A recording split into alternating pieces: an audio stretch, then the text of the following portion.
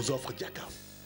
nuyu naa leen ci jàkkaarloo bi ni ñu ko baaxoo aljuma bu jot ci waxtu wi li nga xamante ni moom la ñuy faral di tàmbalee niki ni ñu ko baaxoo moom mooy la ñuy woowee choc de la semaine li ma leen di wan nag neexul a xool neexul a gis waaye dafa am lu ñu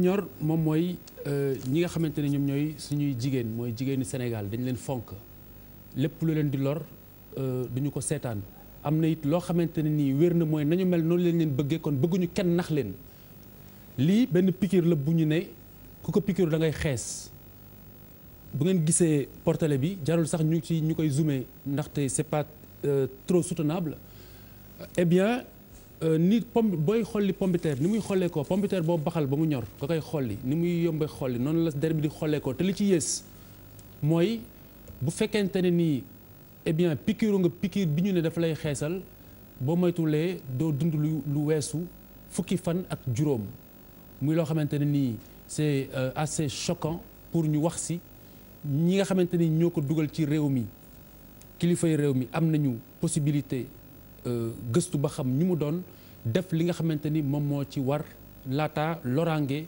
di gën a yaatu ci lëf lu ñu méngool Birima Ndiaye yoo laay tàmbalee ndax gis na xam naa ni ku fonk jigéeni Sénégal nga ana loo xam ci li nga xamante ni moom moo fi bees ci piqûre bi ñu ne piqûre la buy rey. waaw maa ngi lay nuyu Khalifa di nuyu Sénégal yi ñuy seetaan àdduna sax lay wax ndaxte émission bi àdduna ñoo koy seetaan. tigi di nuyu àdduna yëpp di nuyu sumay xarit bopp di nuyu ñëpp xam nga àdduna ñun góor bu jigéen amul woon néew ma àdduna du neex waaye dund gu métti la ñuy dund man boog dund gu métti lay dund donc jigéen sunuy wéttal lañu soo gisee nag lu métti di leen dal ci ñàkk a xam. attends Birima may ma Charles mais Birima fulaak faydaam lay wax li tax ngeen koy ree ba ni ngeen ni laa xam. waaw laaj leen ko par lu ngeen di rey ci Birima. Charles il faut wax li léegi wax ma doon bëgg a xam. on le connaissait pas. mais je suis pas le seul quoi. bon poursuis Birima. dama yaakaar ni képp koo gis muy nit ku normal. di nga fonk jigéen ngir sa wajuru jigéen. tigi. donc bu jigéen amul woon ñooñu duñ judd moo tax may dama bu jigéen amul woon. moo am ndax du ma judd. moo am. boo gisee nag ay jigéen ni der bu ñuul man dama ñuul sama yaay dafa ñuul donc ma fier ci loolu mu neex ma ma gis ay jigéen yuy piqûre da ngay gis leen gis ci guddi am na jigéen ñoo xam ni dund gu métti la ñuy dund. piqûre bi est-ce que xam nga bu la lu lay rey mooy naaj biy tàppe sa yaram bi. donc bu la dalee da ngay toog dootoo liggéey. day xëy tëdd sa kër rek bu guddi nga gàddu sa saak dugg boîte de nuit loolu du taar. taaru jigéen mooy mu ne ci biir këram uuf ay doomam sëy te yàlla tax dem di liggéey di wàcc bu jëkkëram defee benn mu def fukk. ànd ak moom ci ngor. loolu mooy taaru jigéen. tigi waaye piqûre ba xonq cur bu guddee nga gàddu sa saak topp boîte loolu taaru jigéen. donc ma yaakaar ni gouvernement bi. ñoo war a discipliner population bi parce que nag aussi wutub xaalis rek tax ngay détruire nation bi di détruire jigéen gi parce que bu jigéen yàqoo àdduna yàqu. bu jigéen yàqoo rek ba ci àdduna ba ci sunu maam yi nag ba léegi bu jigéen yàqoo àdduna yàqu. ñu jël ay piqûre di expliquer nit ñi naan boo xam ne da ngay xees teint bu rafet et puis naan xoolal diw moom la de xoolal diw ngay piqûre di dugg ci loo xam ne kenn xamu ko dañ leen war a seet ay def enquête ba xam ñan la. tëj leen et puis bu ñu leen tëj ñi ay criminel leen cour d'assises dañ leen war a yóbbu. waaw kenn war a la àtte dañoo war a cour d'assises tëj parce que reykat nit leen parce que am nañu ci dee. dañoo war a tëj jigéen ñi koy def sax dañu war a dañ leen war a woo waxtaan ak ñoom. dëgg la et puis def ci télévision bi expliquer. télévision nationale RTS ak yeneen télévision yi ñoo war a génne affaire bi di ko expliquer invité docteurs yi ñu wax population bi parce que nit ñi am jàmm nekk ci wér-gu-yaram mooy avancer réew. vraiment man boo ko xoolee démb laa ko gis yaakaar naa démb la ci kii bi. c'était jeudi. waaw démb la dama ko gisee démb dama ko gis jënd journal bi di ko xool ba léegi liiruma texte bi parce que tellement daf ma metti daal. yërëm naa kii yërëm ñi ci dee boo dee sa àdduna dootu neex boo dee yàlla di nga lay ak sa borom. la wax yàlla dama doon soppi ni ma mel loo ba ma dee. loolu diine bëgg ko. beneen diine bëgg ko kon daal ma wax ni rek ñu ñaan réew mi vraiment ñu delloo si seen xel nit ku lay bëgg na la bëgg nga yàlla bindee. dëgg la ku lay bañ na la bañ ci ni la yàlla bind. waaw ndax am na ñoo xamante ni ku lay bëgg. parce que dangaa soppi saw yaram mbëggeel googu du sori. te góor jaru ko. tigi am na si ñu ngi hospitalisé polyclinique ak hôpital Le Dantec comme ni ko. man de bu fekkee ni ña ko doon def xamuñu woon ne mën na leen rey. yërëm naa leen. bu dee nag ñoo ko def exprès rek bëggoon lu baax def ko jëruñoo yërëm waaye da am nañ yedd yi nga xam ne daal defaguñ ko. alors Charles Faye. waaw c'est difficile na parce que xëy na xamuñu principe actif bi maanaam glutathion boobu mooy indi loolu. garab boo xamante ne dañ koy jël si yeneen maladie Parkinson yu demee noonu principe antioxydant bu am doole la c'est vrai que dina éclaircir wante nag ñu ngi utiliser garab boo xamante ne xamuñu ko si maanaam domaine boo xamante ne du foofu du posam garab la boo gisee neurones yi buy détruire yooyu les médecins di tàmbal di prescrire antioxydant bu am doole na garab bu baax wante du garab bu xeesal du moom ngay jël di piqûre intraveineuse xaw ma intraveineuse lañ koy def xaw ma lañ koy defee ba di kii du loolu rek am na yeneen garab mais problème yu ma gën a gis tey mooy que xam nga ak avènement réseaux sociaux yi maanaam internet ak yu demee noonu nit yi publicité bi rek daanaka da lay fekk sa kër wala fekk la sa biir portable doo ko gis forcément si biti mbaa bouche à oreille ni ko wax mais publicité bi lu muy ñëwee léegi si nit ki loolu la ñu war a xalaat parce que bon man du neew ñu fii pour nekk kuy xeesal ku dul xeesal su ma mbokk boo tamit su ma kër wa moom di nga fa fekk loolu kooku bu lu njàkk wante nañu gën a wax ak askan wi ne leen ak jigéen ñi parce que ñu bëri malheureusement jànguñu duñ dem sax ba xool garab bi xool lan mooy notice bi lan lañ fi bind contenu loolu yëpp duñ ko xool yi ñëw rek teg te maanaam loo xamante ni mu ngi dugg sa yaram wala yaa ngi koy teg sa kaw yaram war nga au moins xam lan la bu dee je pense que wax nga fi lu am solo mooy que publicité buy ñëw nii war nañ ko xoolaat quoi bu baax a baax analyser affaire bi pour que quand même ñu protéger askan bi parce que femme boo gis mbaa doom la mbaa yaay la mbaa rakk la mbaa kuy nekk à un certain niveau de connaissance aussi mooy que vraiment on ne peut pas se permettre di ñàkk noonu suñuy doom yi waaw d'abord damay wax ne xam nga jigéen tous les sujets qui touchent aux femmes dafay xaw a sensible parce que jigéen moo mel noonu te cas bi dafay xaw a laal sur la beauté te ñu xam ne jigéen ni mu bindoo dans son élégance son paraître elle y tient fondamentalement mais damay dégg anglais sous le contrôle de Bouba peut-être Black is beautiful lu ñuul dafa rafet mooy dafa original c'est que xëy na c'est pas la couleur mais originalité bi quoi xëy na moo tax ñuy wax black is beautiful et dama gis ne jigéenu Sénégal yi dañoo di engagé aussi ay combats ay causes mais pour ce cas là je pense que am nañ fi chance su jot ay jigéen ñu ay association ay mouvements mais je crois que d'abord c'est les femmes sénégalaises qui doivent prendre ce problème à bras le corps lii parce que c'est un danger public xëy na ñun ñi am nañ ci ay yaay ay rakk ay cousines mais c'est un problème d'abord de femmes comme femmes yi dañoo am énergie di xeex ñun di gis ci yu bari ay combats bii dañ ko war a jël rapidement pour mu bañ a am danger yi nga xamante ni moom la am benn responsabilité boo xamante ne c'est un raisonnement très terre à terre quoi c'est dans la culture sénégalaise aujourd'hui damay invoquer wala convoquer un peu la responsabilité masculine dans cette histoire parce que jigéen dafa bëgg classe bu bàyyil buuba waaw jigéen dafa bëgg bu ko tontu buuba ba wax naa ko ci début bi loolu mooy dundal jigéen quoi jigéen dafay bëgg vraiment être élégante belle te jigéen pour góor lañ ko defaree wala góor pour jigéen lañ ko defaree inversement te jigéen góoru Sénégal yi lu ñuy njëkk a wax mais xale bu weex tàll xale bu xonk cur mais jigéen ñi koy dégg non c'est terre à terre li may wax nii mais dafay déterminer la tendance masculine que ñoom góoru Sénégal yi écrasante majorité bi franchement si jigéen yu xees yi weex la ñu bëgg mais les femmes qui sont noires qui se sentent laides wala pas courtisées est-ce que tamit loolu amul responsabilité des hommes bref c'est très aléatoire c'est très superficiel c'est très terre à terre à la limite mais c'est une vérité. Je suis d'accord avec toi. donc man li may wax à côté de l'engagement de l'État parce que ça c'est un danger dès lors que am na ay nit yu dee l'État santé publique l'État doit être engagé et que balaa ñuy xaar ba muy jël ay proportions yu démesurées xam nañ phénomène bi xam nañ li koy créer nañ ko centrer comme ni ñu centrer Ebola centrer ko rapidement étouffer ko beneen bi mooy les femmes au combat parce que ça vous concerne au premier chef parce que je tutoie un peu sunu invité Birima dinaa ko wax nag nga baal ma waaye man de soxna sama poñe ne ma Khalifa li moom bu ngeen si waxulee dootuma seetaan jàkkaarloo. mais donc non mais yow je l'assume entièrement. yow taxaw nga fi ne doo ku ñuul.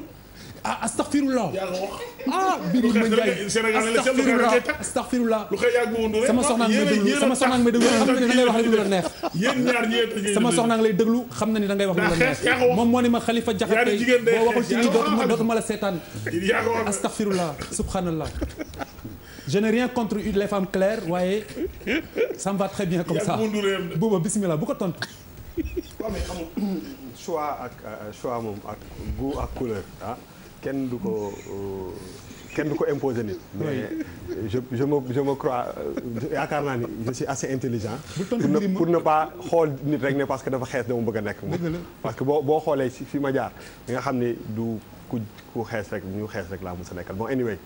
c'était benn affaire bu ma ko doon jox mais le truc le plus important mooy si li Papis doon wax parce que lii daf fi yàgg na fi yàgg na bi ñu juddoo ba léegi xam nga loo xam ne ba nga juddoo ba léegi nekk xale dañ koy def sa xel nga màggaale ko day dem ba benn moment tu penses que c'est ça qui est normal parce que il faut ñu comprendre aussi ku ñuul dafa ku weex daf ko mu nootoon pendant am na ñoo xam ne 400 ans la am na ñoo xam ne ay siècle la donc loolu dafa am impact bu muy def si nit moom mooy que tubaab dafa mës a wax que ni boo ñuulee ku xees moo la gën maa la gën te munoo def ba nga xam ne du def benn impact psychologique si nit yi maintenant jamono dafay dox je me suis toujours posé la question à savoir est-ce que ñi nga xam ne dañuy xeesal xam nañu un peu l'interprétation politique même du fait nga jël sa yaram di ko xeesal parce que vision bi ci benn birima bi am pour delloo ko affaire bi nga xam ne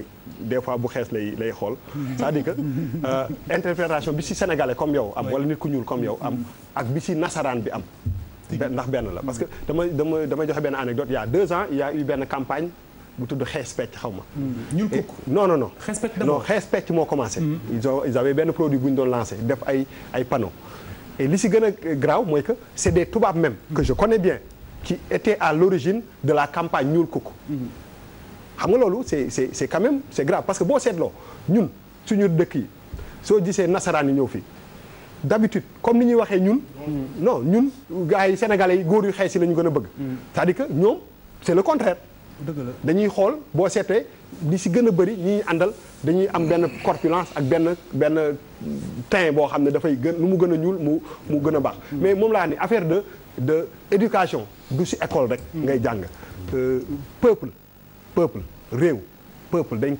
dañ koy defar mais dañ koy defar à partir de bu ñu nekkee xale dafa am benn responsabilité boo xam ne c'est une responsabilité des politiques une responsabilité des religieux une responsabilité des pères de famille xale ci suñu façon yu ñu jàngalee suñu doom ñi war nañu bu ñu màggee ñu war a am ñu dindi leen complexe boobu parce que man ak sama morom loo xam ba nga nekkee xale ba léegi mais amul benn stratégie boo xam ne day préparer les générations à ce que ñu démystifier affaire boobu parce que beaucoup de femmes qui font du xeesal en tout cas c'est pas dañu bëgg nekk tubaab mais parce que c'est un problème boo xam ne dañ ko am bi ñu nekkee xale ba léegi elles ont tendance à penser que ku xees moom moo gën donc responsable dafa rëy mais lii dañ si war a jàngat parce que bon jël gars yi yóbbu leen prison et tout ça loolu benn affaire la mais il faut que ñu préparer ñi nga xam ne parce que boo xasee ba xeesal commencé xeesal jeex na ñi ngi war a ñëw suñu doom yeeg ñooñu ñu commencé ba nga xam ne pour comme un peuple comme benn ñuy revendiquer parce que revendiquer que je suis noir xam nga yow nit ku ñu ku la romboon léegi ne la nga baal ma nègre nga xeex ak moom et alors que toi tu fais de sorte que sa couleur nga koy changer y a un problème mais une responsabilité moom laa lay wax ni dañu war a defar suñu nit ñi. oui tout à fait dañu war a defar suñu jigéen ñi dañu war a defar suñu xel yi ba nga xam ne y a des choses yoo xam ne dafay impacter sax ci développement parce que du cultiver intelligence quoi parce que quand même c'est pas intelligent de prendre quelque chose pour essayer de ressembler à une autre personne. Alors professeur donc je pense que ramassé nañ yenn aspects yi. am na aspect psychologique. bu doy waar bu wax léegi. waaw li mu wax am na solo lool dañuy nuyu ñëpp ñaanal réew mi jàmm ñaanal ko réew yi ko wër. dégg naa c'est la journée mondiale des prisonniers maa ngi ko for ci benn rajo bi may romb sax. donc ñu ñaan ñëpp ñi nga xam ne caabi féete na leen. kon ñu ngi leen di nuyu. waaw yàlla génne leen ci fitna boobu teggil leen loraange yooyu. waaw c'est vrai que ni ko gaa ñi waxee fii ci plateau bi c'est un problème extrêmement grave c'est un problème de société. mais li ma ciy njëkk a incité mooy li Papis wax sànq parce que lu mel ni état wax dëgg yàlla war na cee gaaw ak nu mu mën a gaawee dugal loxoom xool produit bi ban circuit la jaar ba yegg si ci réew mi ñan ñoo ciy bénéficier wu ba pare ñan ñoo koy utiliser ci yan anam lañ koy utiliser. parce que lii c'est à l'état de sévir tout de suite man bi ma déggee benn médecin mu employé image boobu nga employé. ne mu ngi mel ni da ngay jël pomme de terre baxal ko. na muy yomba xoolee la der bi di xoolee mais pratiquement j'avais des frissons. ma ne lii état bi dafa war a gaaw léegi ñu réglé ko. beneen jàngat bi rek mooy problème mu suñu société la. parce que évolution société bi moo yegg foo xam ne fu mu nekk nii c'est vrai que wax ngeen jigéen wax ngeen taar ak jigéen mais loolu c'est depuis la nuit des temps à l'image de la femme sera toujours associé ce souci de beauté là mais nag wax dëgg yàlla bu yegsee ba mu nekk muy engendrer genre commerce de la mort moo xam ne dafa am ñoo xam ne dañ ko fiy indi di ko jëriñoo te xam xeetu lor yi mu indi parce que produit yu mel ni boo ko seetloo am na feneen fu mu commencé ci pays occidentaux yi mais ñoom très tôt dañ koy régler nga gis ay marchands de la mort am ay circuits détournés daal di fexe indi ko ci réew yi néew doole yu mel ni Sénégal ak réew yi nekk Afrique moo tax ma ne la première urgence man ba ma ko déggee mooy état bi à travers autorité sanitaire yi nañu sévir tout de suite xool fan ban la circuit lay jaar ba yegg si ñu arrêté ko ci anam yi ñu gënee loolu nag boo ko gisee fi mu nekk nii dafa mel ni mooy li ñuy faral di wax rek xam nga boo seetloo gars yi mooy li sëñ Saliou doon wax rek sang bu tedd bi yàlla na yàlla yokk leeram ci àdduna yàlla na lim fi jëmbat gën a naat yàlla na ko yàlla xaral àjjana sëñ Saliou mu ngi doon wax ne fi mu nekk nii li doy waar ci nit ñi tey mooy ñaari bàmmeel la am mooy bàmmeelu biir ak bàmmeelu biti mais boo ko seetloo bàmmeelu biti bi la ñuy gën a décorer moom la ñuy gën a orner mu ngi mel ni muy renvoyer li gëstukat bi di wax ne suñu culture fi mu nekk nii ak suñu civilisation de l'intestin la maanaam lépp luy jëmal yaram lépp luy taaral ay suux loolu ci loolu la ñuy gën a farlu mais duñ farlu ci liy dundal suñu ruu donc wax dëgg yàlla dañoo war a dellu suñu bopp c'est vrai que jigéen ak ni ma ko waxee ak taar ñoom ñoo ànd ba illaa yow mi din te ñoom ñooy ànd waaye wax dëgg yàlla li jéggi na dayoo te également li bu boo wax am na solo parce que quelque part complexe la complexe boo xam ne déjà mu ngi remonter dans le passé benn inconscient collectif moo nekk ci ñun bu am na fascination pour tout ce qui est blanc boo xam ne mu ngi ci ñun loolu nag comme ni ko boo waxee c'est très pertinent ñu ngi ko hérité ci fi ñu jaar ak nasaraan bi dem nañ ba non seulement nasaraan bi modèle lay doon mais weexaayu deram boobu yaakaar na ne mooy même défrisage bi aussi même défrisage bi am na yenn pratique yoo xam ne yëpp suñu inconscient la logé wu te rapport de complexe boobu ñu am ak nasaraan bi moom moo ko jur mais encore une fois lii jarul ay dissertation yu bëri na état bi jóg léegi sévir léegi parce que c'est un danger public mën na freiner tout effort de développement. Alors Gadiaga Diop, journaliste Nouvel Horizon. Gadiaga, tu as du pain sur la planche ce soir.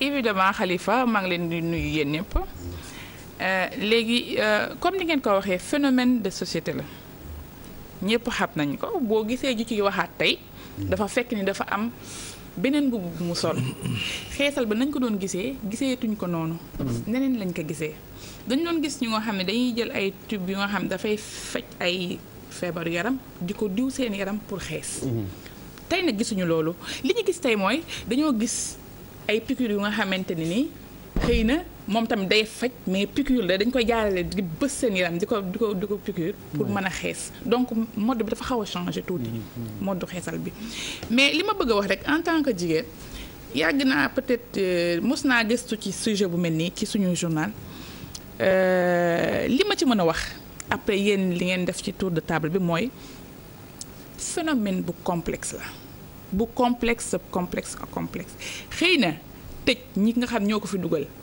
xëy na loolu mun na nekk xëy na dina ko faj mais li koy faj profondément pour man d'après li ma gëm mooy xeesal dañoo war a def ba nga xam ne suñuy valeur ñu approprier ko te chantier boobu yaakaar naa ne Sénégal mi ngi ci dox ay pas xaw ma phénomène bi fu mu toll xaw ma ko de parce que suivre ma affaire bi de très près mais man je sais que xeesal ni mu fi meloon bu njëkk ba melatu ko léegi bu njëkk ba xewit la woon bu nga xam ne xale yépp bu ñu amee 18 ans ñu ngi commencé di xeesal léegi nag c'est très rare que nga gis une jeune fille de 13 14 15 jusqu'à 25 ans di pratiquer le xeesal ça c'est un constat généralement que j'ai fait. Léegi sax y a le phénomène nappi aussi. loolu laa doon bëgg a wax. bu ñu paree ci weexal sa der léegi da ngay gis ko nga xam ne dafay firi ay lettam jël ndox def ci boppam jaxase ko génn ci biti muy nappi lan la ñu xewal loolu yëpp dafay renvoyer suñu culture. léegi dañuy revendiquer suñu culture wane suñu facette culture nu mu rafetee. te loolu lu am solo la. marche bu gudd la nag dans le cadre de la mondialisation xëy na ku nekk boo dee jaay sa bopp. Afrique Sénégal aussi def na ay pas pour jaay boppam jaay culture am loolu am na solo trop léegi nag man pour ñu éradiquer phénomène boobu xëy na peut-être lii réegul trop mun nañ ci apporter ay solutions mais dama laa wax ni la xeesal bi nga xam moom la ñu xewoon démb ak bërki démb ñi ngi ci def ay pas yu considérable léegi nag li nga xamante moom moo am solo dëgg mooy comprendre et je parle sous le contrôle de professeur que ni yëf yi ci bopp la xewee parce que kenn neewul nit ku xees moo daax nit ku ñuul xam nga kenn waxu ko fenn. loolu amul xam nga loolu kenn waxu ko fenn. mais dama laa bëgg a xam ne loolu lu nit gëm la. te gëm-gëm bi mu ko gëm dafa xóot ci moom ba nga xam ne. même bu doon gis ni yaramam mi ngi yàqu day continuer di ko def parce que tout simplement gëm-gëm bi moo solo ci moom. après c'est pathologique après. voilà sous le contrôle du professeur je le dis.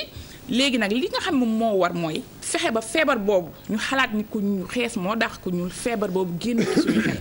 loolu nag du liggéeyu benn fan du liggéeyu ñaari fan du liggéey ñetti fan. liggéey bu gudd la boo xam dañ ko def ci temps bi. yaakaar naa am na ay jigéen yu ci nekk ñu nekk polyclinique ñu nekk feneen ak feneen. ay sages-femmes ay infirmières yu nga xamante ni ñoom loolu mooy seen liggéey. bu ñu génnee simmi seen blouse dañuy woo yeneen jigéen yi.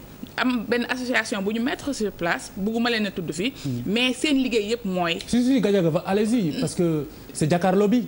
non grave de toute façon non man dekkuma ci association mais dama ne ñooñu bu ñu génnee seen structure sanitaire yi wala bu fekkee waaw dañuy ñëw def ay association yoo xam dañuy sensibiliser di éduquer. xam nga Bouba wax na léegi lu am solo muy campagne xees pecc ak ñuul kuku. mais xees pecc bi ñuul kuku bi yóbbul na ko. parce que c'était une très belle femme. ñuul kooku. waaw. ah mais loolu riposte boobu bi mu amee ñëpp dañoo kontaan. parce que lu mel noonu bu amee rek da ngay comprendre ñun ñi ngi dox ay jéego yu am solo. pour suñu culture ñu mën ko exporter. mën ko défendre mën ko dundee. man xam naa si benn association bu tudd dimbal jaboot xam naa ko bu Koura Ndiaye jiite fële côté Mbaaw jàpp Caaro Yoff léegi mu ngi maye mboolem Sénégal. man ki ma la wax ni sage femme la. mi ngi nekk polyclinique mos nañu invité ci loolu. y a des thèses yoo xamante ne nii ay sociologue def nañ ko ñi ngi fii département sociologie bu université de Dakar loolu phénomène boobu lañ ci étudier. Très bien. te phénomène boobu dañoo dem ci dëkk yi ci gox yi ak goxaat yi dem ci quartier yi dem Grand Dakar dem Sicap dem fépp ñu xool naka la fa yëf ya demee. études yi ñu ngi exister fii. très bien ñëpp mën nañ ko xool ñëpp ñu ngi leen encouragé. waaw ñu ngi leen encouragé ba pare en plus lan moo tax phénomène bi am. parce que dans les études on dit chaque fois que y a les hommes qui influencent les femmes aussi. am na ñoo xam ne dañ naan pooju bu xees la ñuy def xaw ma dañuy teg xaalis xaw ma genre yu demee noonu. loolu c'est des loolu ñaaw na waay. non c'est les hommes qui encouragent les femmes à pratiquer le xeesal et ça il faut que ça cesse. loolu musiba la. waaw loolu musiba la mais je pense qu'aussi bu ñu duggee ci ay cas ay domaines je sais pas moi ay objection de conscience dañuy je pense que duñu toucher affaire bi. à mon sens mooy boo xoolee kuy jël on parle quand même de injection. pour xeesal quoi ku fekkente ne jël na ko xamuloo ko. mooy déjà jàngoo. je pense que dafa am loo xamante ne moo fi ne et que mooy suñu réalité d'abord avant ñuy wax xeesal quoi mooy la pauvreté mooy xale yoo xamante ne am suñuy doom yu jigéen yoo xamante ne ñu àgg niveau troisième ñu àgg niveau terminal et ainsi de suite defe naa y a un vaste chantier bu wax nga ko sànq dañuy construire un peuple. un peuple boo koy construire maanaam benn génération deux générations pour nga arriver génération 2045 wala 2075. pour am le type de sénégalais boo bëgg en 2075. loolu lan lay fël keroog fii laa fi toog mooy ne par rapport à des comment dire que chaque ville a sa code couleur. ñu gars yi son code couleur autant pour moi ñuy toog benn sénégalais xamuñu ko ça commence par là. donc c'est pour dire rek lu yomb quoi je pense que affaire dëgg. mooy que injection la. bu ñu duggee ci xeesal et tout ça dañu man daal damay moytu di dugg ci ay jugement de valeur. parce que nag chacun est libre de faire ce qu'il veut aussi. tout le monde est libre de mourir. n'est-ce pas maintenant non waxuma même j'ai pas dit de dire waxuma mourir. mais dafa am ay situation bu naree dem ba war a dem ba di jël injection di sotti injection sérum te xamuloo ko. xamuloo def kooku interpellation la lu gën a grave encore que xeesal bi rek. très bien alors très rapidement ñu avance benn thème bi en fait c'est pour damay profiter ci présence am.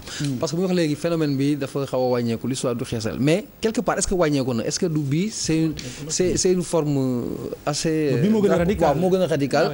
mais parce que da ngay déglu dans le jargon dans le quotidien des Sénégalais da ngay dégg ñuy wax benn jigéen ñuulatul. les femmes le disent benn jigéen ñuulatul après certaines te disent man xeesaluma je veux teint marron mais xees c'est pas noir marron c'est pas noir. marron c'est pas noir. Diaw boo déggee ma lay wax loolu. non boo marron déggee c'est ma lay pas wax noir loolu. c'est. moi je vais commencer peut-être par. ça veut dire que c'est. je vais peut-être Khalifa.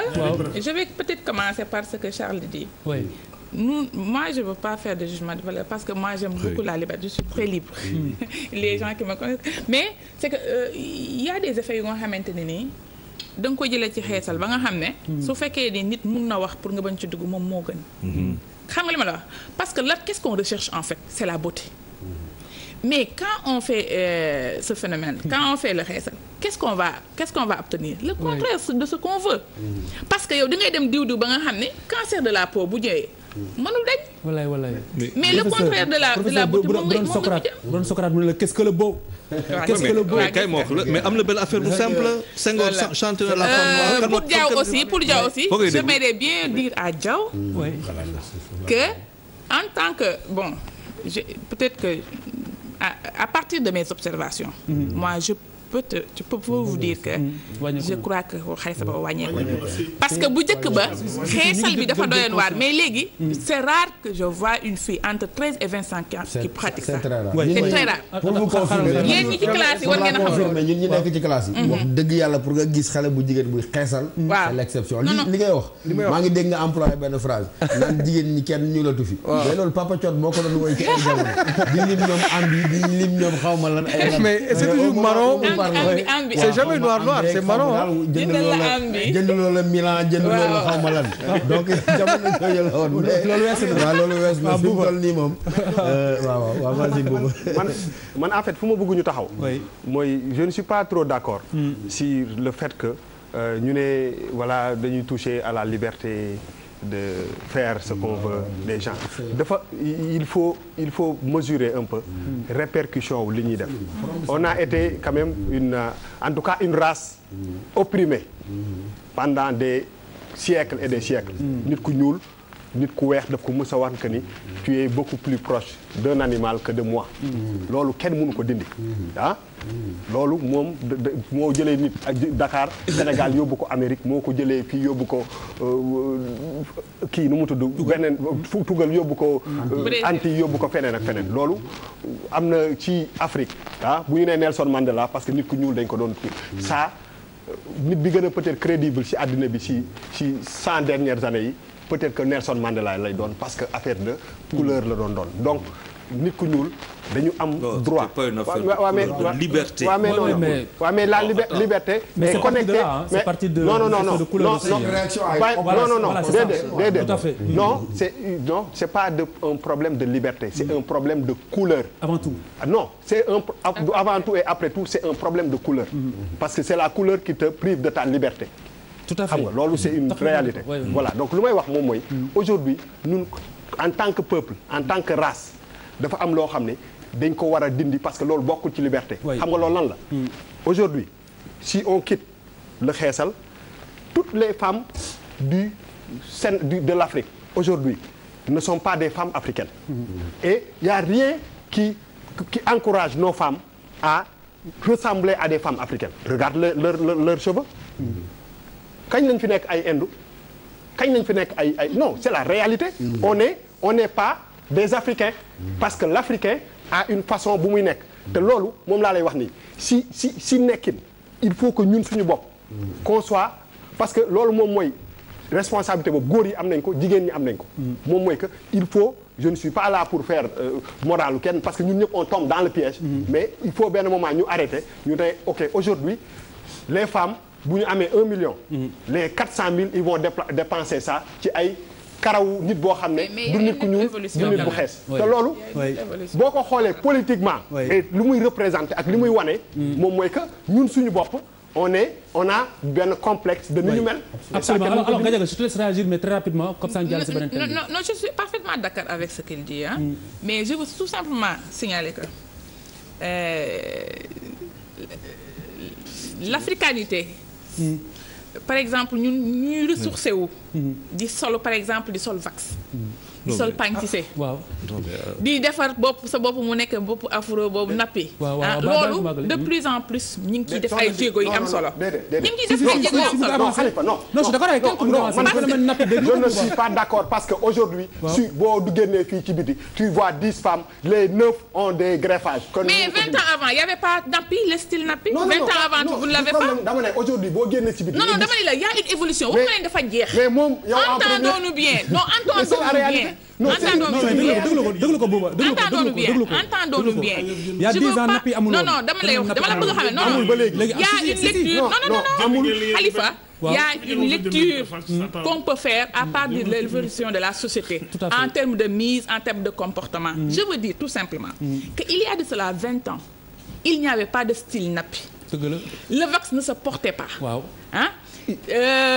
Toutes les femmes presque au Sénégal et en Afrique presque étaient xeesalisées. Ça, je vois qu'il y a une évolution nette. D'accord. Man problème mu évolution léegi dama ni la léegi dafay changer parce que 20 ans gerte la 20 ans boo génnee doo gis ku jël cheveux frisés. Mais léegi tu as combien? Il y a sur 10 femmes tu as 2 frisés, 2 nappi. Non, les femmes ne font plus le xeesal. Une femme africaine. Le pagne tissé s'exporte. Tout à fait. Le vax se porte. Même dans la haute couture. Dans la haute couture. boo demee ci suñu village yi wala nga dem Kenya wala dara la vraie femme africaine c'est la femme qui a des cheveux comme ça boo ko defee ci biti xam nga lu ñuy wax. xam nga lan la ñuy wax da nga ñàkk kilifa. c'est pas de sa bopp non les femmes qui ñi par exemple femme africaine soo seetee photo yi nga xam ne mooy photo yi nga xam ne ñoo nekk ci àll yeeg ci bouche yeeg affaire da ngay gis que ni ñu si gën a bëri seen karaw yi dafay gàtt aujourd'hui non déglu ma boo ko defee ci biti à la limite dañ ne naan boo watoo quoi boo watoo te loolu yëpp ci suñu culture la non ci suñu cosaan la mais aujourd'hui li mu wax dafa réeroon fan laa d'accord phénomène nappi c'est une goutte d'eau dans l'océan aujourd'hui sur 10 femmes qui sont dehors les 9 ont des greffages. Très bien alors Sénégal àdduna bi yéen a ngi dégg ngeen liñ si wax ku nekk am na loo ciy for ñu fàttali wax na ko léegi du yeddaate du xasaate du jàngalaate fii jàkkaarloo bi la dañuy waxtaane luy njariñu Sénégal di yeete ci mboolem loo xamante ne ni loraange askan wi la lenn ci njariñu askan wi bokk na ci la nga xam ne moom lañ doon xaar ci président Macky Sall ginnaaw bi mu defee tournée économique am bu pare daal di dalal lenn ci ay taskatu xibaar fële ca Kaffrine bokk na ci li mu wax nag ay ponk yoo xam ne daañu ko jukki fii waxtaane ko ci suñu biir ak suñu collègue suñu consoeur Gadiaga Diop bu Nouvel Horizon mais li may njëkk a génne mooy ndokkeel leen rek yéen ñi nga xamante ni kenn natableetul ne njariñu Sénégal moo leen yëkki ndax njiitu réew mi bokk na ci li mu wax loo xam ni bi ngeen ko dalee wax ba dégg nii foog naa ni yàgg na mooy gouvernement bi dafa am problème communication président Macky Sall démb reconnaître na ko boppam waxal na ko boppam léegi nag comme yéen ko njëkk a dénoncé ba moom mu nangul ko boppam xanaa nag tey di ngeen ko suggéré loo xamante ne nii xëy na bu ko defee communication bi dina gën a mucc ayib Charles Faye. Bon déjà démb c'était un bon coup de communication. déjà. toog di wax ak askan wi toog di wax ak ay groupe de presse sénégalais yi di la déglu mu ci français nasaraan ak si wolof déjà c'est pas mal. kooku c'était à saluer. ba pare bon si biir tam buy wax damay si kàddu yi mu koy décliner benn sincérité quitte même à dire peut-être loo xamante ne du loolu lañ bëggoon dëgg wala ses opposants si loolu la ñuy jëfandikoo pour attaquer et ainsi de suite sénégalais yi tam di xool di gën a jàng di ne ah bon quand même c'est ça aussi la communication mais boo xoolee bu baax a baax c'est vrai que avec tout ce qui a été fait communication xaw ma ñoom lu ñu ko gisee teg ko ci ay nit wala teguñu ko système je ne comprends pas mais c'est vrai que bon pendant très longtemps quoi ça a été seen communication c'était vraiment très c'était pas grand chose quoi pour wax dëgg. alors Birima loo xam ci aspect boobu ci communication bi. waaw xam nga da nga ne jàkkaar ma yàgg naa wax fii maa fi loolu wax naa ko plus de 1000 fois communication yàgg naa xam ni Macky Sall bilan baax na loolu laa gëm man. bilan jotagul de Birima. waaw même maay wax doomu laaj nag peut être nga wax. déet bilan moo jotagul. boo ma bàyyiwul ma wax li ma xalaat. bismillah waxal. booy animé débat. waaye ca Birima waxal bàyyi naa la nga bàyyi nga wax sa xalaat. bilan. weeru jot mën nañu xool xayma mooy fi nga toll fii li nga def. bu ndee nag ba mu jeex ñu def bilan bi nga xam ne moo jël mandat bi yëpp mais chaque année nga def fii débat def bilan bëgg na nga fi bilan Macky Sall ne bilan yu tugg dem nga fi débat fii laaj demande bilan Macky Sall Sénégal lay si am donc bàyyi du wax la xam nga démb comme ni Charles wax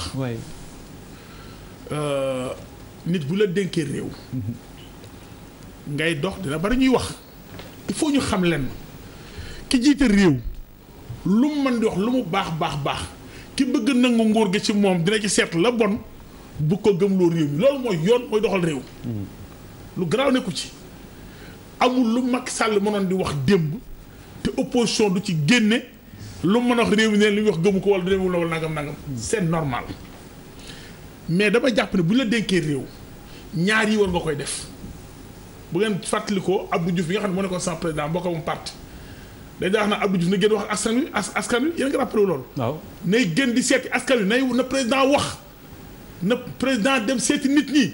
bokk na ci li ko Sénégal yi sanctionné woon loolu du wax ak askan wi dafa mujjoon dafa nappoon du communiquer te du génn lu bari ci palais bi dugg ci réew mi.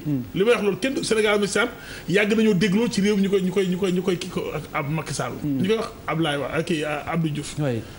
tey Macky Sall la ngi génn di dem ci seeti population bi mi ngi communiquer ñu ni waru ko def donc loolu noonu réew bi doxee mais li ci am solo mooy man mi dëkk ci kaw ga nga xam day gis koo xam ne dina na ci dëkk ba am 20 ans du mu gis président de la République lu am solo la président déplacé wu ñëw ci biir dëkk bi parce que boo dee ci biir dëkk bi fanaan fa recevoir notable dëkk bi la ngay xam boo toogee ci palais bi doo xam. mbir ma communication bi lay laaj waaw may ma wax la dama lay wax. c'est que yaa ngi gën a gaaw waaw loolu laa lay laaj yow da nga yàgg wax ni communication baaxul. yow non dama déglu ma la Khalifa. léegi nag ma ne la Birima comme léegi. président déglu ma Birima. comme léegi waaw Birima déglu ma comme léegi président de la République daal dinay acquiescer si li nga wax léegi lan ngay suggérer pour communication mucc ayib loolu laa laaj. balaa ma wax ci loolu da ngay expliquer li indi loolu yëpp d'abord man loolu laa gëmee sa wax ko. waaw mais Birima on n'a pas le temps de disserter. kon nga wax nga jox keneen li ma xaral lay wax dama ne président c'est tout à fait normal. sama gis-gis mu génn dem seeti askan wi communiquer ak population bi wax ak ñoom. boo gisee démb ak tey communication bi comme ni am importance ñu bari ngi taxoon ci réew mi est-ce que sax bokkoo ci woon. ñaata débat nga seetaan ci réew mi ñu ni Macky Sall am na 8 milliards ay nit ay kilifa taxaw ci réew mi di ko attesté naan fan la ko jëlee dañ ko war a auditer may ma rek may kale dañ ko war a jàpp dañ ko war a auditer démb mu wane ni aw ma sax 2 milliards na ñooñu kon ne di wax léegi man non attends de communication lay wax j'attends que ces gens là depuis ce matin maa ngi koy déglu pour ñu doon wax ne am na 8 milliards ñu confirmer 8 milliards yi wane ni Macky Sall li mu wax doonoon deuxièmement communication wu APR par exemple démb ni ko Macky Sall defee toj ko wax ak réew mi boo seetloo tey débat bi wàññeeku malheureusement président mënu chaque instant defal la. donc nan la war a def pour mu mucc ayib. Khalifa je passe joxal keneen par très bien baax na waaw non baax na parce que non mais dañuy laaj rek tontu ñu àggali. allez Papis communication bi. waaw dénoncé nañ ko. nangu na ni effectivement am na ay lënt-lënt. lan la war a def mu gën a leer. avant ça dama bëggoon d'abord préciser. que man gisaguma ñetti président laa fekkee carrément. Abdou Diouf Wade ak Macky man de gisaguma au Sénégal un président bu toog di jubiler. parce qu'il a une bonne communication. du temps de Diouf il y a eu ce problème. Wade a eu ce problème. Macky la veille moom moo xëy na pour la première fois mu avoué ne j'ai un problème de communication mais man li ma jàngat si li nga xamante ni moom la wax. reposer tout sa réélection parce qu'il est évident que au sortir de cette épreuve parce que 4 heures de communication c'est assez balèze. Au sortir de cette épreuve on peut retenir que il est candidat à sa propre réélection ça tu peux le dire tout de suite. Question bi ñu ko posé c'est en partant de ça moom mooy tax ma wax ne il ne se basera pas à 100% sur sa communication parce que gëmu ko trop. Pour la bonne et simple raison que quand la question a été posée mooy en 2017 est-ce que tu présenteras un bilan ngay mooy nekk sa support pour un second mandat. C'est là où il a dit c'est vrai que communication bi dañ ko am mais li mu liggéeyagum moom il est certain que lu nit mën a teg loxoom la ça veut dire que c'est un président qui va créer il va ajouter quelque chose au Sénégal et sur cette base les gens vont l'apprécier mais communication dafay aléatoire maintenant approche bu li ñuy mën a envisager mooy il en est conscient mais mënoo dem si envergure bu toll nii te amoo communication c'est impossible ce qui est maintenant compréhensible ou prévisible c'est que communication présidence dafa war a changer waxuma ñu changer nit ñi de. mais communication bi dafa war a changer parce que patron bi nee na. oui baaxul communication bi taxul. je crois qu'il faut réfléchir reconceptualiser. une communication pour la présidence, pour le président et pour les actions du gouvernement. Alors Bouba Papis reconceptualisation yow ban approche nga gis comme dénoncé ngeen ba nangu na ni loolu dëgg la.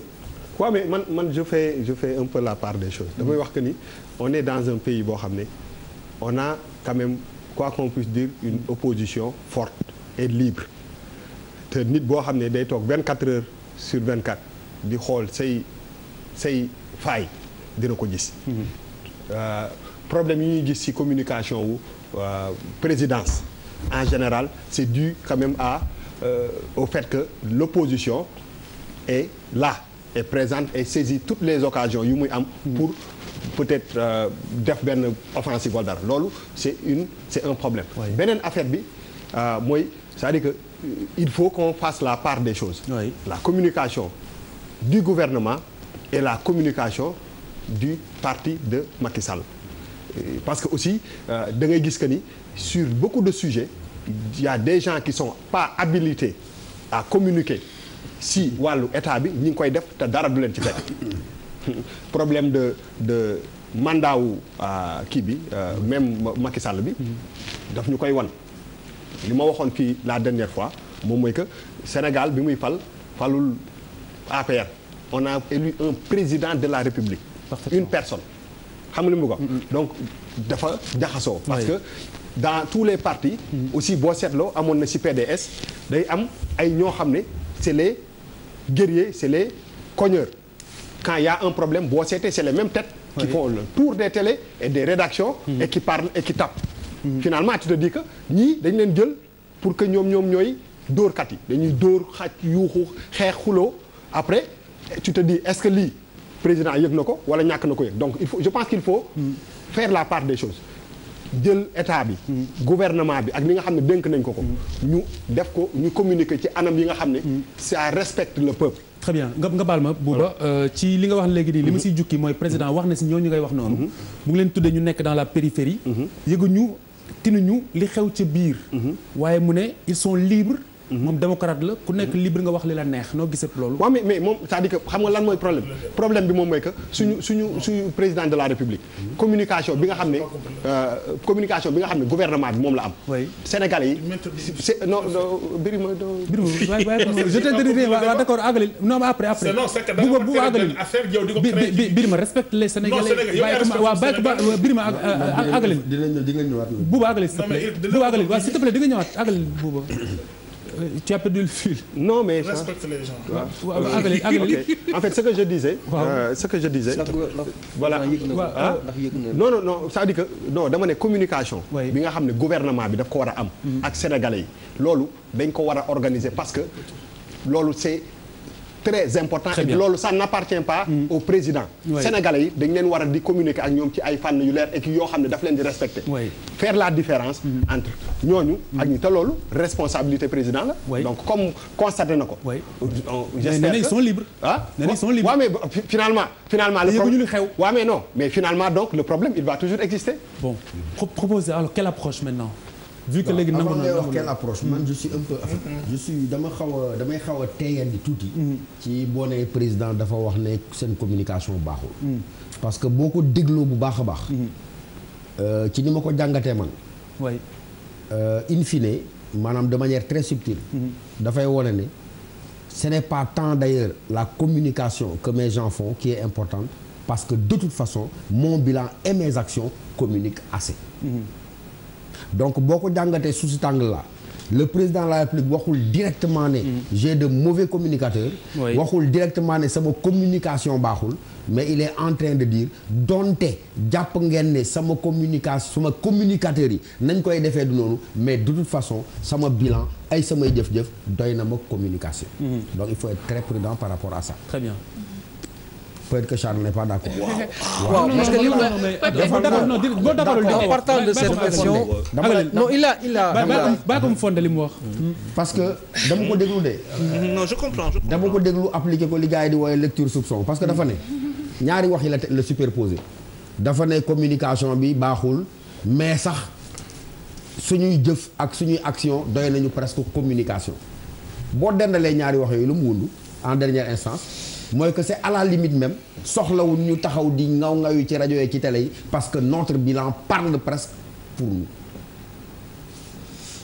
loolu boo ko déggee bu baax parce que ñaari phrase yooyu la teglante donc loolu boo ko déggee bu baax mu ngi lay won ni li mu jàngat mooy nit ñi yaakaaroon nañ ne les combats ñu ngi koy gagné ci presse bi yaakaaroon nañ ne da ngay am ay xulookat am ay dóorante kati kurpeñ dans les médias dans les télé et dans les rajo moom mooy tax nga am dara moi le président de la République comprendre naa ne tey lay yëngal Sénégalais yi lay déterminer seen choix nekkatul ngawti yi ci rajo yi wala ci télé bi mais jëf ya ngay jëf ñu gis ko teg ci seen bët moom mooy tax ñu fol très bien boobu laa ci mais léegi dans le principe dans le principe maintenant dans le principe moi j'étais fier d'être Sénégalais hier dans la forme waxuma contenu bi dinañ yegg si ci yenn aspects yi pourquoi j'étais fier parce que dafa mel ni vraiment dafa may fàttali les grandes démocraties chef d'État nga seen ko ñu koy poser ay questions mu dem ba sax benn moment nga sentir ne kii sonn na donc mu may renvoyer symbolique koo xam ne mu ngi communiquer mu ngi partager liggéeyam ak ñi nga xam ne ñoom ñoo ko dénk lengee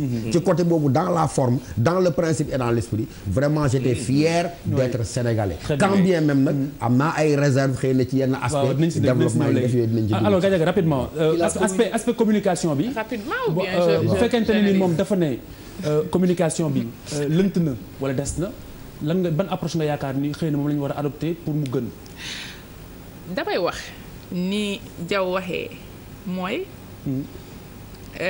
président waxagu fi ni man sama communicateurs yi moom baax nañ loolu mooy maanaam ñoom wax ci sax ëpp na samay jëf bu fekkee ni pousser analyse bi plus loin dama la bëgg a xamal ne Abdou Diouf dafa doon am lu ñu doon wax ci moom ñu ni moom de li doon xew ci Sénégal sax moom yëgu ko woon dafa am benn bande bu nekk ci kanamam bu xam moo ko doon sorilee ak sénégalais yi xam nga loolu lañu daan wax Abdoulaye Wade ñëw ñu ni moom communication baaxul Macky Sall ñëw ni man sama communication baaxul ñaari cas de figure yëpp mooy par exemple yëguma woon li ñuy def wala li ñuy def wonewuñ ko loolu yëpp pour man mun nañ ko lire comme couverture pour wane ni président kat du moom ñeneen la ñi nga xam ñoo koy dagg ba nga xamante ne ni du jot information yi wala ñi nga xam ñoo war a wane li mu def te defuñu ko loolu yëpp couverture lay nurool ba nga xam ne du ñu jot si ci président bi ñi ko wër rek la ñuy jot loolu tam c'est très intelligent c'est une forme de communication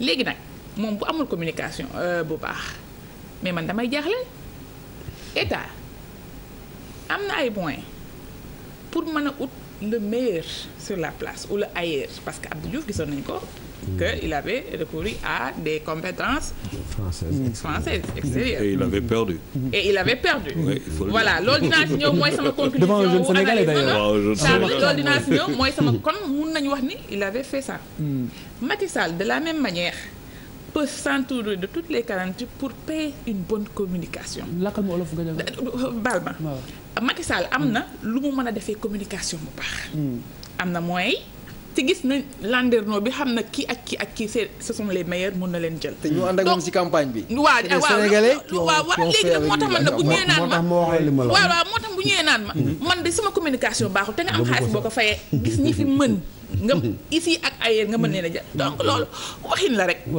xamul tax nag ma wax la waxin la yow jàng nga ni communiquer c'est faire savoir et faire valoir c'est son savoir-faire loolu xëy na peut-être di nga ma ko may ma wax ko ci tubaab wolof tubaab mais dama la bëgg a xamal ni li nga xam ne moom nga liggéey moom ngay fexe ba mu am notoriété su amee notoriété ba pare nga fexe ba nag ba image bi baax mooy maanaam nit ñi yëpp approprié ko très bien xam nga loolu mooy solo si kon loolu on ne communique pas sur du néant li nga xam ne moom mooy liggéey bu nekkee ni Sénégalais yi la koy defal mais Sénégalais yooyu ñooy wëlbatiku nag jàppale ko kon professeur nga xaw a feelu daal waaw bien sûr bu fekkee ni nag waa Kees ñam nañu loxo waa ci ma xam mbaakol ñam loxo waa mu it ca Gànjul ñam loxo mais ñooñu kay ñooñu dañ koy ngemb na ba mu dëggal fas yéene ko votel moo tax man la on ne communique pas sur du néant alors très bien c'est le bilan qui fait état de communication en 2017. Mais et je crois que c'est important, il l'a compris. Oui. Parce qu'en 2012,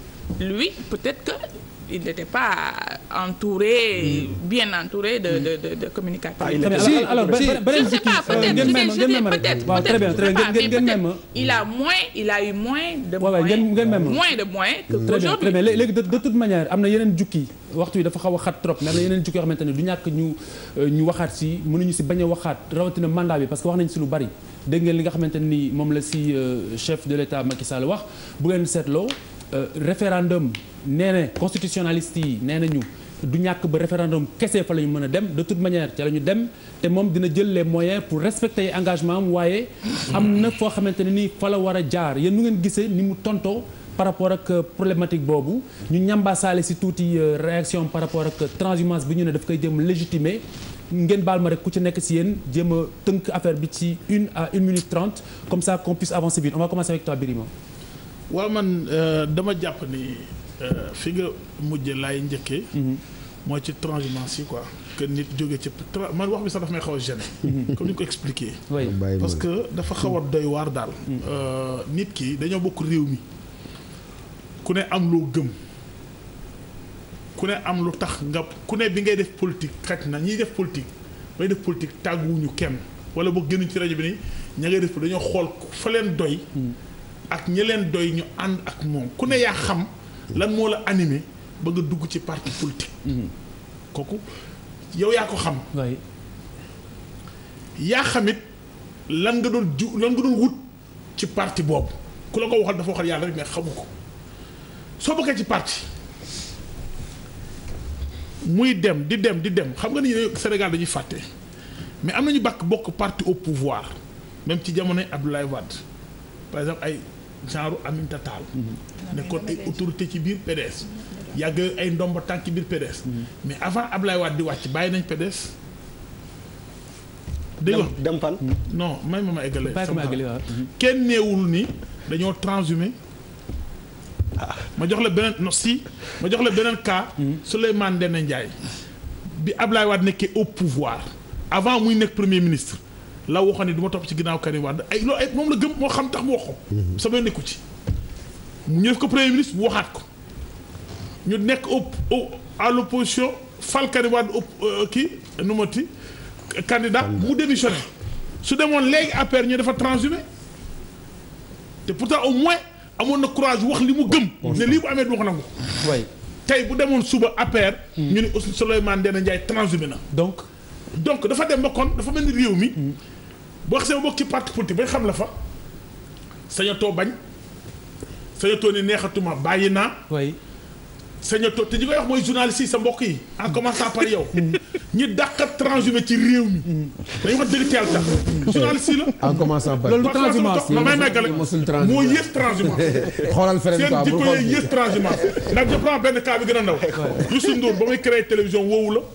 xañ nañu ñi xamuñu la woon. tu n'en sais rien. may ma rek ma wax la xamuñu jóor journaliste. Birima attention baal ma eggale. da lay jël nga animé benn télévision nga animé benn émission mu neex nit ñi bëgg TFM par exemple di ko jàpp nga utiliser télévision ba jaay sa bopp ba siiw. waaye bu fekkee ci suuf.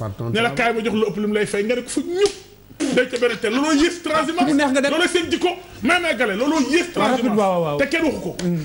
ngeen topp réew mi nag politicien bu ni sama parti neexatuma bàyyi naa ko ngeen téye ko ci rajo ak télévision yi ratatatatatatatata te non attends dafa mel ni da ngeen a bëgg a noot waa réew mi bëgg a noot man fa ma bokk fa laa bokk du ma taxaw ci télévision ni doo fa mos a bàyyi ilaa yow mi din mais jàppuma ñaanuma yàlla bàyyi fa ba keroog may faatu ñaanuma ko yàlla amiin wax dëgg yàlla donc may ma la wax la nit ki daal moo xam li ko dugal ci politique moo xam li ko dugal ci parti maintenant li ma nanguwul mooy nga nekkoon ci pouvoir def fa ay jalgati yàq alalu réew mi bàyyi parti ba nga nekkoon dem ci parti bi pour raw parti bu uuf la bañ laa topp loolu moom d'accord ma ci très bien loolu vraiment fat sàcc la bu yàggee sàcc nga comme moom mais quant à bokk naa ci parti mais jël lañ fa décision parce que bu ñuy jël décision duñu la tàggu par exemple bu ñuy jël Macky Sall gi ay décision ci biir APR xëy na am nañu ci yëpp ànduñu ci biir PS am na ñu naan diwee na candidat diw am na ñoo xam d'accord ci diw moom kii nag d'accord ci nangam moom APDS am na ñu d'accord ci candidat sa temps jeex na waxal si mandat bi comme candidat sa temps jeex na boo d'accord amoo droit bàyyi sa temps jeex na waxal si mandat bi li nga wax leer na dégg nga mandat bi li mu ci wax vraiment leer na xam nga nan la mandat bi bu Macky Sall génnoon léegi décret léegi ne def naa sama mandat 5 ans ñun ñëpp ñoo koy njëkk attaqué dafa violer la loi. dëgg la amul droit def ko. monarchie la bëgg a def ci réew mi ñun ñoo koy njëkk attaqué waaw muy la man d'accord naa wàññi sama mandat mais nañ ko jaarale yoon. ñu naan wax jël leeru la nag dama bëgg nit ñi wax la lañ bëggati. très bien mandat bi Macky Sall d'accord na yóbbu ko 5 ans. te man je sais une chose. gëm naa. télévision laay waxee gëm naa ni Macky Sall xanaa kay. réew mi bañ na di ko wàññi. loolu nag réew yëpp doole Macky Sall. mais bu ci réew mi àndee. Macky Sall dina wàññi. merci beaucoup ci mandat bi schéma Birima ça me va bien.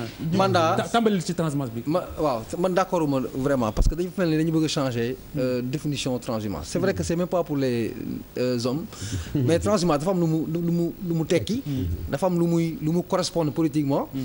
du ñu ñëw nag ba ay circonstances ay contextes ñu bëgg ko changer. beneen affaire je vais aller plus loin c'est vrai que certains diront que l'exemple n'est pas bon.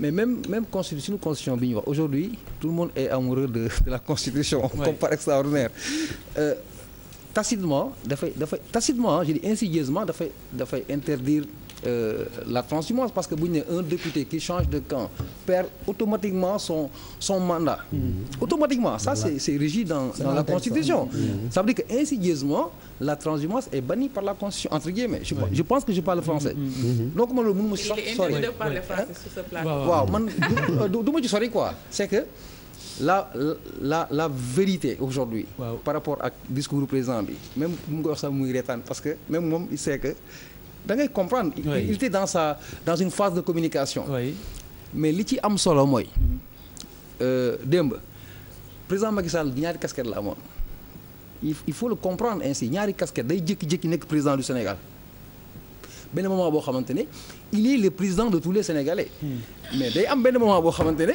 c'est un président de parti un président de coalition alors, parce que mooy transition pour le mandat waaw pour le mandat nag je pense que ce qu'il a réussi hier c'est de faire patienter les Sénégalais tu sais pourquoi quand il dit que c'est pas dafa patienter les Sénégalais parce que il y a quelques semaines on avait dit dans la presse si le info bi génn que ne en 2016 on va aller vers des consultations mooy référendum depuis loolu mu am coow bi dem na mais pour man il a réussi à faire comprendre aux gens que c'est vrai am na ay contingences il y a des contraintes qui se greffent à l'affaire mooy que du un problème de décret c'est-à-dire que si c'était un décret day xëy si table chevet moo xam mu dóor ko mu jàll qu'on sache que du loo xam ne dañ ngay xëy rek xaatim ko donc réussir na pour Sénégalais yi xaarandi patienter mais c'est un politicien léegi ça c'est la casquette du politicien quoi c'est-à-dire que maintenant fii booba ñuy dem 2016 fa la ñuy yegg mais il laisse entrevoir des bribes de polémique de discorde en sachant que moom il va aller vers ça moo xam nu mu koy defee parce que question boobu dafa essentielle pour man quand on lui dit l'histoire du bilan en 2007 mu ne en 2007 on présentera un bilan c'est par rapport à une campagne ça veut dire que en 2017 les gens iront aux élections présidentielles Bouba tënk rek rapidement waaw tënk mooy en fait man par rapport ak transhumance c'est-à-dire que je suis partagé Birima ak li mu wax ak man lu ma xalaat parce que dafay wane ni gars yi di defee politique parce que su fekkee da ngay def politique te nga am mbooloo sa ginnaaw mais mbooloo bi ànduñu ak yow pour sa vision dañuy ànd ak yow parce que boo faloo mën leen dellu jox leen dara xam nga bu boobaa finalement la définition man de transhumance muy benn ngeen baal ma dafa mel ni benn bërëb bi rek xam nga boo xam ne da lay topp loolu pour man la réflexion foofu la nekk moom mooy que lan moo tax nit di def politique et lan moo tax ñuy topp nit dañuy topp nit ndax li muy xalaat ndax li mu yéene réew mi wala dañuy topp nit ndax li ñu mën a am très bien voilà et pour man c'est ça donc aujourd'hui suñu politiciens yi ne nit ñi nañuy topp nit parce que dafa bëgg jëmale nit kanam mais bu dee da ngay topp nit pour am ci place évidemment bu demee yóbbaale ay nit alors le mandat voilà le mandat man je reste sur ma faim honnêtement parce que moment bi président Macky Sall doon def déclaration bi c'était un moment important façon bi mu waxee démb dafa pour man dafa xaw a banaliser un peu le problème parce que tout simplement aujourd'hui su fekkee nit yu ko jege comme li ma waxoon président Macky Sall moom la ñu faluñu ministre d'État.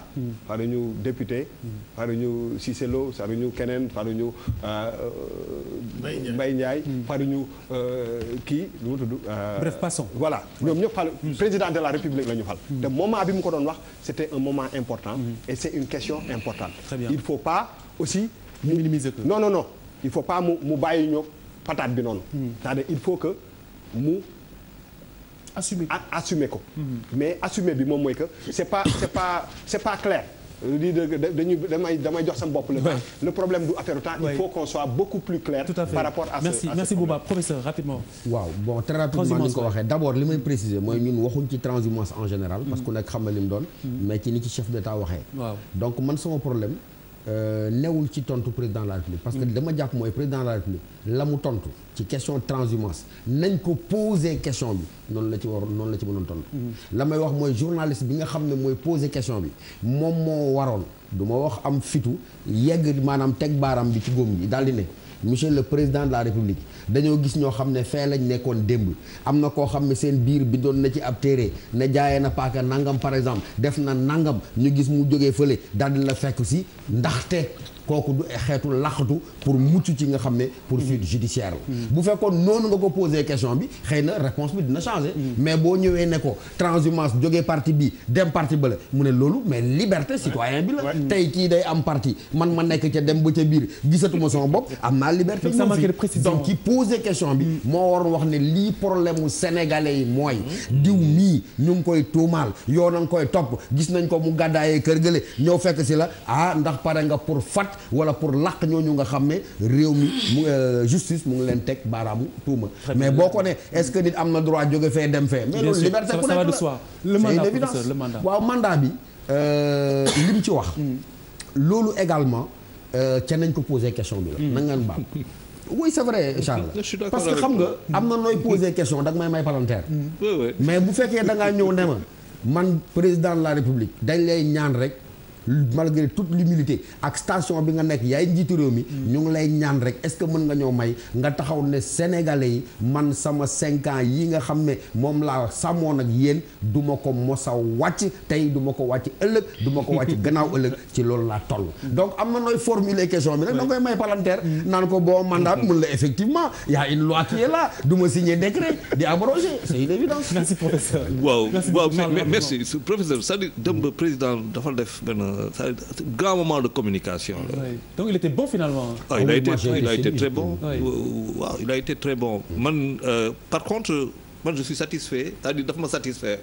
parce que si ñaari question yi am naa suma réponse yu ma bëgg xam nga ku waxoon waxaat mooy politicien mun nga wax tey benn affaire demain nga soutenir le contraire mooy politique du moment loolu moo am Sénégal président Macky Sall am na fi lu mu fi waxoon ci transhumance dem ba mu tenir benn discours kooku mooy ma conviction de l'homme politique au Sénégal donc dafa am moment loolu la situé mais dans les grands principes liberté yu ngay wax ni effectivement tout le monde est libre ñu ñëw ci mandat bi mais c'est clair que référendum la oui très bien alors Gadiaga très très rapidement. waaw Khalifa man pour transhumance bi je crois que tour de table bi tax nañu dégg analyse yu bari mais man mandat transhumance bi li ma ci wax mooy liberté certes mais éthique aussi. bu ñu waxee éthique lan lay dem. xam nga bu dee liberté moom ku mu neex mën nga jóge ci sa parti dem ci beneen kooku moom kenn mënu ci dara. ala kulli aal mais. transhumance mooy lan moo tax ñu tuddee loolu transhumance jóge ci parti dem ci parti lan moo tax. parce que dañoo gis. ñàkk dégg tubaab wala. non je pense que Gadiaga wala bi lay waaj a wax. waaw yaakaar naa ne xëy na peut-être ñàkk dégg tubaab mun na nekk quoi xam nga moom. mais nag li ma xalaat ni moo tax ñu tuddee ko transhumance mooy. politique ni mu nekk moyen d'ascension sociale. maanaam si la ñuy jaaree tekki. waaw ci ngay jaaree tekki. léegi nag bu fekkee ne dañ koo bannir tamit looloo tax ñu bannir ko. man de damay tekki rek ci politique. sama parti bu daanoo. nekk président ma daanu damay dem ci beneen bi man damay nekk rek ci fi ñuy fale. mooy ñàkk vision bi. waaw loolu mooy éthique bu nga xamante ne nii ñun moom population moom la ñuy sàmm moom moo tax ñu bannir transhumance. mbiri ngor la. léegi nag bu fekkee ne Macky. président Macky Sall dafa ñëw bëgg koo gisee neneen moom loolu gis-gisam la mais gis-gis bi nga xamante ne sénégalais yi am nañ ko ci transhumance am nañ ko ci te du yaakaaruma ni wax bi mu ciy wax moo tax nit ñi di changer gis-gis bu ñu amoon. parce que wanul ñu ne ba léegi xëy na peut-être bi ñu ko falee xëy na peut-être gis na image nee nañ ko bii lañu bëgg mais à part bi je crois que éthique. très bien éthique lañu nit ñi di mandat bi te mandat bi aussi. même manière je vais dire que à un moment T de l'histoire il avait dit que damay. je vais. C'est un engagement. Et tout le monde peut comprendre ce qu'il veut dire là. Je vais réduire. mu toog 3 ans après ñëwaat ni leen ne m'obligez pas à m'engager dans des trucs yoo nga xam ne mënuma ko respecter. mais en ce moment quand il disait damay mais mënoon wax ni su fekkee ni peuple bi nangu nañ damaa bëgg a wàññi bu fekkee ne d'accord ngeen damaa bëgg a wàññi. très bien très bien la nga xam ne xew na nag boobu ba léegi ba nga xam ne la mu waxoon mënatu koo wax. xëy na loolu. moom moo ko xam mais nag damay conclure pour dire. que glissement boobu dans ses propos. le glissement là dans ses propos. il doit savoir. dafa war a xam ne. dafa war a xam ne. Sénégal yi mun nañ ko lire convenablement parce que. le degré de citoyenneté est tel. degré de citoyenneté maanaam nit ñi fi ñu toll ci citoyenneté. sori na sori bu nga xam ne. li ko indi mooy xëy na rajo yi nga xam ne dañuy wax olof. société civile li mu liggéey. ba nga xam ne léegi citoyen boo gis. mu jàng wala bu mën a ñàkk jàng. am na sañ-sañam xam na lu nga xam ne ci àdduna. moom du ko sax soupçonné. te gis na glissement boobu dans ses propos.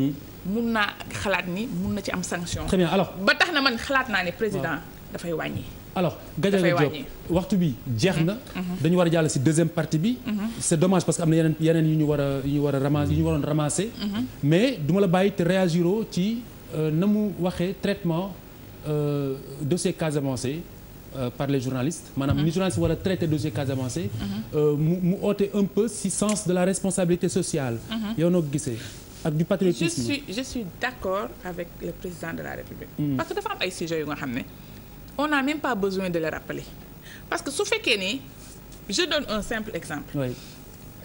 La rébellion est en train de peut-être de faire des choses dans le sud du pays. man ma dem port wala dara gis peut-être que les militaires embarquent avec des logistiques affaire yooyu. ma ñëw ni peut-être daal di génn sama bi daal di waaw armée bi kay yëpp na lii char de combat nangam publier ko mais man damay je suis l'ennemi de mon pays.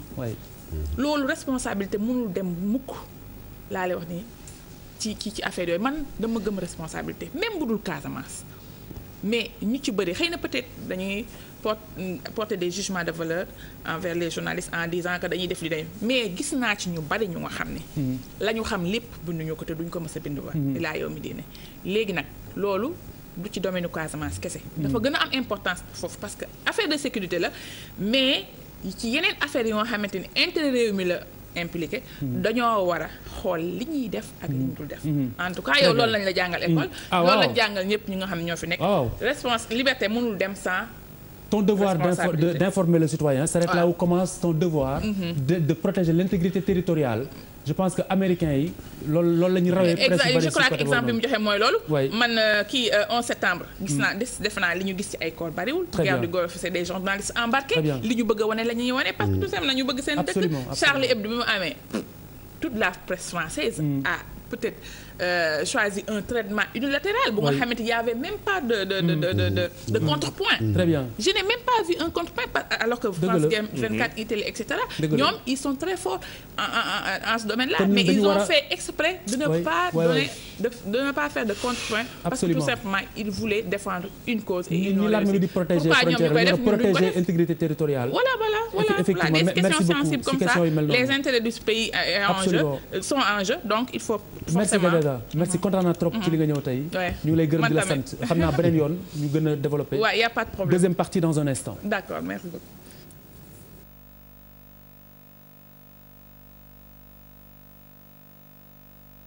ci diggante marak mase bi jululi suuf seddee lañ gaawantu fa